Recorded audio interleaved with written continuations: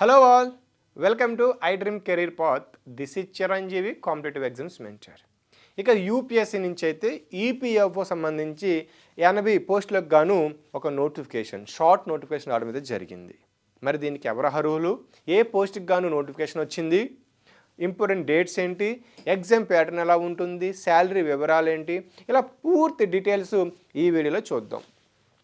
So ఇది ఒక short notification అండి, యూపీఎస్ నుంచి వచ్చింది. ఏ పోస్ట్ కంటే కనుక మీకు చూసుకున్నట్లయితే అసిస్టెంట్ ప్రొవిడెంట్ ఫండ్ కమిషనర్ పోస్ట్కి అయితే మీకు నోటిఫికేషన్ రావడం జరిగిందండి ఇది. ఓకేనా. మరి దీనికి అప్లికేషన్ ప్రాసెస్ అనేది ఆగస్ట్ ఈ మంత్ 22 అయితే మీకు స్టార్ట్ అవుతుంది. సెప్టెంబర్ 11 వరకు అయితే మీకు అప్లికేషన్ ప్రాసెస్ అయితే ఉంటుంది. గుర్తుపెట్టుకోవాలి, ఆగస్ట్ 22 సెప్టెంబర్ 11 వరకు అయితే మీకు అప్లికేషన్ ప్రాసెస్ స్టార్ట్ అవుతుంది. ఇందులో మొత్తం మీకు 80 వేకెన్సీస్ అయితే ఉన్నాయండి. 80 వేకెన్సీస్ అయితే ఉన్నాయి. ఈ 80 వేకెన్సీస్లో మీరు ఇక్కడ చూసుకున్నట్లయితే ఈ 80 వేకెన్సీస్లో అన్రిజర్వ్డ్ వాళ్ళకైతే 29 వేకెన్సీస్ ఉంటే ఈడబ్ల్యూఎస్ ఎకనామికలీ వీకర్ సెక్షన్స్కి 8 ఉన్నాయి. ఓబీసీ అభ్యర్థులకు 18, ఎస్సీ అభ్యర్థులకైతే 15, ఎస్టీ అభ్యర్థులకు 10, పీడబ్ల్యూడీ అభ్యర్థులకైతే 3 అయితే ఉన్నాయన్నమాట. సో ఓవరాల్గా 80 పోస్టులకు గాను షార్ట్ నోటిఫికేషన్ వచ్చేసింది. ఓకేనా. మరి ఇక్కడ మీకు దీని గురించి పూర్తి వివరాలు చూసుకున్నట్లయితే నేను డీటెయిల్గా ఎగ్జామ్ ప్రాసెస్ ఎలా ఉంటుంది, సిలబస్ ఏముంటుంది, ఎలా ప్రిపేర్ అవ్వాలనేది కూడా నేను చెప్పడం జరుగుతుంది. ఇక మీకు శాలరీ విషయానికి వస్తే ఫస్ట్ థింగ్, ఎందుకంటే ఎండ్ ఆఫ్ ది డేకి మన శాలరీ కావాలి కాబట్టి శాలరీ విషయానికి వస్తే మీకు ఇన్ హ్యాండ్ అనేది 1.7 వరకు అయితే వచ్చే అవకాశాలు ఉన్నాయి. మీకు 1,70,000 శాలరీ మీకు గుర్తుపెట్టుకోవాలి మీరు. ఓకేనా. 1,70,000 వరకు శాలరీ వచ్చే అవకాశాలు అయితే ఉన్నాయి. ఈ ఏపీఎఫ్సి పోస్ట్కి కానీ అయితే మీకు బేసిక్ పే 56,000 అయితే ఉంటుంది. గ్రేడ్ పే 5,400 ఉంటుంది. ఇక ఇది లెవెల్ 10 పోస్ట్ కాబట్టి మీకైతే 1 lakh పైగా అయితే మీకు శాలరీ అయితే రావడం జరుగుతుంది. కాబట్టి మీరు దీనికి అప్లై చేసుకోవచ్చు. ఇక వేకెన్సీస్ గురించి చెప్పాను కదా మీకు, సో దీని గురించి అవసరం లేదు. ఇక ఎలిజిబిలిటీ క్రైటీరియా మినిమం మీరు డిగ్రీ చేసి అయితే ఉండాలన్నమాట మీరు ఇక్కడ. ఓకేనా. ఇందులో మీరు కంపెనీలా లేదంటే లేబర్ లాస్, పబ్లిక్ అడ్మినిస్ట్రేషన్ ఉంటే కనుక ప్రిఫర్ చేస్తారన్నమాట.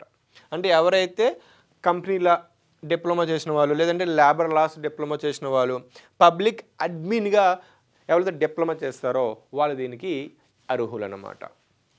నార్మల్ డిగ్రీ వాళ్ళు కూడా దీనికి అర్హులే. బీఎస్సీ, బీఏ, బీటెక్ వాళ్ళు కూడా దీనికి అర్హులేండి. కాకపోతే వీళ్ళు ఎవరైతే డిప్లొమా చేసి ఉంటారో వాళ్ళకి ప్రిఫరెన్స్ అయితే ముందు ఇస్తారనమాట. ఇక నెక్స్ట్ దీనికి ఏజ్ లిమిట్ అనేది మీకు అప్పర్ ఏజ్ లిమిట్ మీకు 35 years అయితే ఉండాలండి. మీకు జనరల్ కేటగిరీలో మీకు 35 years అయితే ఉండాలి. మరి దీనికి ఏజ్ లిమిట్ అనేది కూడా మీకు ఉంటుంది, చూద్దాము.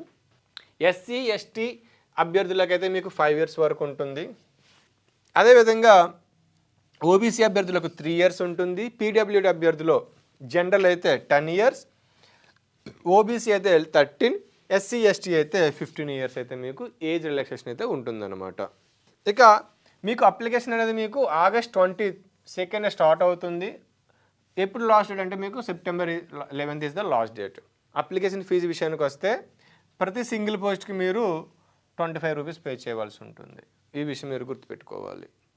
సో ఎగ్జామ్ ప్యాటర్న్ మీకు ఎలా ఉంటుందంటే మొత్తం 2 phases ఉంటుందండి. phase 1 మీకు టెస్ట్ ఉంటుంది, phase 2 మీకు ఇంటర్వ్యూ ఉంటుంది. అంటే ఓన్లీ ఎగ్జామ్ అండ్ ఇంటర్వ్యూ అయితే మీకు ఉంటుంది. ఈ ఎగ్జామ్ కూడా మీకు ఆబ్జెక్టివ్ టైప్ ఉంటుంది. టోటల్ క్వశ్చన్స్ మీకు 120 questions అయితే రావడం జరుగుతుంది. 120 questions మీకు రావడం జరుగుతుంది, గుర్తుపెట్టుకోండి. ఓవరాల్గా ఈ 120 ఎగ్జామ్ అనేది మీకు 300 మార్కులు జరుగుతుందండి. మీకు మొత్తం 300 మార్కులు అయితే జరుగుతుంది. టైం వచ్చేసి మీకు 2 hours అయితే టైం ఉంటుంది. మీకు 2 గంటల టైం ఉంటుంది. నెగిటివ్ మార్కింగ్ మీకు 1/3 అయితే మీకు నెగిటివ్ మార్కింగ్ ఉంది ఇక్కడ. మీరు ఈ విషయం గుర్తుపెట్టుకోండి. ఇందులో మీకు 2 sections అయితే ఉంటాయి, section A and section B. Section ఏలో మీకు జనరల్ ఇంగ్లీష్, అదే అందులో మీకు వొకాబులరీ, గ్రామర్, స్ట్రక్చర్ ఇవైతే మీకు రీడింగ్ కాంప్రహెన్స్ ఉంటుంది. ఇక section below core subjects like history, economy, governance, science and computer applications, maths, statistics, mental ability, labour laws, ఇక social security and accountability, current affairs మీకు section below అయితే ఉంటాయి అన్నమాట. మీరు దీన్ని చూసుకోండి. ఇప్పుడు నేను సిలబస్ గురించి చెప్తాను, ఏ సిలబస్ ఉంటుందనేది. సెక్షన్ బిలో మీకు హిస్టరీలో చూడండి, హిస్టరీ గవర్నెన్స్లో మీకు ఇండియన్ కల్చరు, అదేవిధంగా freedom movements, constitution, development issues అయితే మీకు ఉంటుంది. దీంతోపాటు మీకు లేబర్ అండ్ సెక్యూరిటీ లాస్ చూసుకున్నట్లయితే ఇండస్ట్రియల్ రిలేషన్స్, లేబర్ లాస్ ఏ విధంగా ఉన్నాయి, అదేవిధంగా ఇన్సూరెన్స్ ప్రిన్సిపల్స్ ఏంటి, ఇక సోషల్ సెక్యూరిటీ కాన్సెప్ట్స్ మన భారతదేశంలో ఎలా ఉన్నాయి, వీటి మీద అయితే ఉంటుంది. నెక్స్ట్ అకౌంటెన్సీ అండ్ యాప్టిట్యూడ్లో మీకు అకౌంటెన్సీ మీద ఉంటుంది, auditing and elementary mathematics, statistics, mental ability మీద అయితే మీకు ఉంటుందన్నమాట. సో నేను ఇక్కడ బుక్స్ మీకు ప్రిఫర్ చేస్తాను ఏంటంటే హిస్టరీకి స్పెక్ట్రమ్ ఉంటుందండి, హిస్టరీ మోడర్న్ ఇండియాది, అది ఎన్సీఆర్టీస్ కంప్లీట్ చేయండి, ఇవి మీకు హెల్ప్ అవుతుంది. నెక్స్ట్ పాలిటికల్ లక్ష్మీకాంత్, ఎకానమీకి మీరు 11th class and 12th class మీకు ఎన్సీఆర్టీస్ ఉంటాయి ఎకనామిక్స్, అవి కంప్లీట్ చేయండి. నెక్స్ట్ యాప్టిట్యూడ్కి మీకు ఆర్ఎస్ అగర్వాల్ ఉంటుంది, అది తీసుకోండి. ఇంగ్లీష్కి ఎస్పి బక్సివాల్ది అయితే ఆబ్జెక్టివ్ జనరల్ ఇంగ్లీష్ బుక్ ఉంటుంది, అది కూడా తీసుకుంటే సరిపోతుంది.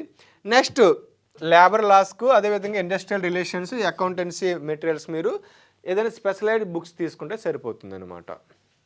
ఇక ఫేజ్ 2 మీకు విషయానికి వస్తే ఫేజ్ 2 అనేది మీకు 100 మార్కులు, అంటే ఇంటర్వ్యూ 100 మార్కులు అయితే ఉంటుందన్నమాట.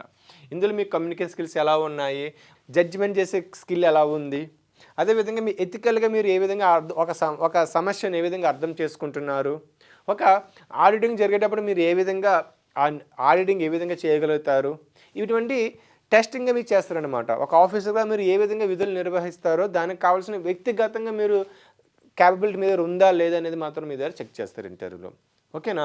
నెక్స్ట్ కట్ ఆఫ్ మార్క్స్ విషయానికి వస్తే మీకు గతంలో మీకు 300 మార్కులకి కట్ ఆఫ్ మార్క్స్ మీకు 178.3 ఉందండి, 178.33 అవుట్ ఆఫ్ 300. సో టఫ్ అని చెప్పొచ్చు. కానీ ఫైనల్ సెలక్షన్ కట్ ఆఫ్ వచ్చేసరికి 257 అయితే ఉంది, 257.50 అయితే మీకు ఉందన్నమాట, ఓకేనా. ఇక ఈ విధంగా మీరు కట్ ఆఫ్ మార్క్స్ బేస్ చేసుకొని మీరు టార్గెట్ పెట్టి ఫిక్స్ అవ్వాలి.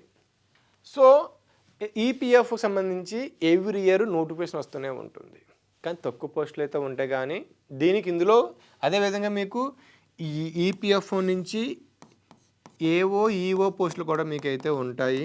Auditing officer and endowment officers మీకు నోటిఫికేషన్ రావడం జరుగుతుంది. సేమ్ సిలబస్ ఉంటుంది, ఎగ్జామ్ ప్యాటర్న్ డిఫరెంట్ ఉంటుంది, అంతేగాని రిమైనింగ్ అంతా సేమ్. కాబట్టి యూపీఎస్సీలో నిర్వహించే ఏ పోటీ పరీక్షలోనైనా సరే టఫ్ అయితే ఉంటుంది.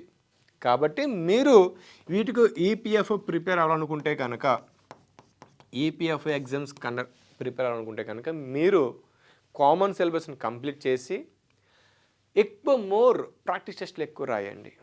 ఇలా రాసినట్లయితే మీరు పక్కా సక్సెస్ అవుతారు. సో ఈ వీడియో మీకు నచ్చినట్లయితే లైక్ చేసి షేర్ చేయండి. For more videos subscribe our channel. Thank you all. And for more videos, please subscribe to iDream. Please subscribe to iDream. Please subscribe iDream. And please subscribe to iDream. For more videos, subscribe to iDream. please like, share and subscribe to the channel. Congratulations, iDream. Subscribe to iDream. Subscribe to iDream. So subscribe to iDream Media. iDream ki iDream team andarki huge congratulations. Please subscribe iDream Media. Please subscribe to iDream. Subscribe iDream. Please subscribe to iDream. iDream అంటే నా కళల channel subscribe చేసుకున్న నోరు తిరుగుతలేదు, మీరైతే గంట గుర్తు కొట్టండి. For more such videos, please subscribe to iDream. Subscribe to iDream. Please subscribe to iDream. Please subscribe iDream Media. Please do subscribe to iDream. Please subscribe to iDream Media. For best entertainment and information, please subscribe iDream. And don't forget to subscribe to iDream.